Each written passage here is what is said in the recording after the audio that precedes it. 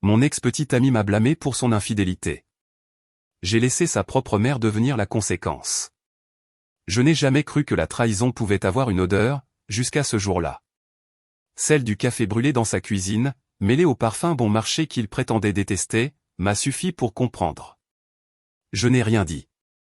J'ai simplement observé, en silence, comme on observe un feu qu'on ne veut pas encore éteindre. Il m'a blâmé, bien sûr. Il m'a accusé d'avoir provoqué son infidélité, de l'avoir repoussé dans les bras d'une autre par ma froideur, mon travail, mes silences.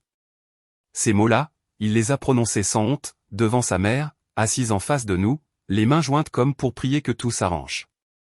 Mais rien ne s'est arrangé. Au fond, je crois que c'est ce jour-là que tout a commencé. Sa mère, Hélène, m'avait toujours traité comme une fille. Elle m'envoyait des confitures chaque automne, m'invitait au repas de famille, me confiait ses souvenirs de jeunesse dans son salon de province. Elle croyait en moi, plus qu'en son propre fils, je crois. Et c'est ce lien-là qu'il a brisé, sans même s'en rendre compte. Quand il m'a quitté, il est retourné vivre chez elle, prétendant que c'était temporaire. Je n'ai pas cherché à le récupérer. À la place, j'ai laissé la vérité s'installer lentement, comme une brume qui s'insinue sous les portes. Ce n'était pas de la vengeance, pas vraiment. C'était juste la conséquence. Hélène m'a appelé quelques semaines plus tard. Sa voix tremblait. Elle m'a dit qu'elle avait trouvé des messages, des photos, des traces du mensonge. Pas seulement avec une femme. Plusieurs.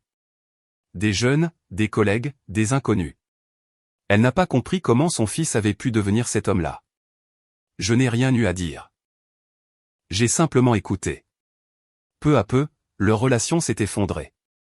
Elle l'a mis à la porte. Il a essayé de me joindre, m'accusant à nouveau, cette fois de l'avoir retourné contre lui. Mais je n'avais rien fait, sinon dire la vérité quand elle me l'avait demandé. Un seul mot, oui. Aujourd'hui, je passe parfois devant la maison d'Hélène, dans ce petit village du sud où le vent sent toujours la lavande. Parfois, elle m'invite à prendre un thé.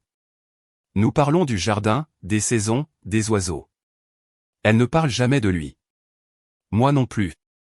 Il y a des silences qui valent toutes les confessions. Le sien, celui qu'il m'a imposé par son mensonge, est devenu le mien mais transformé, apaisé.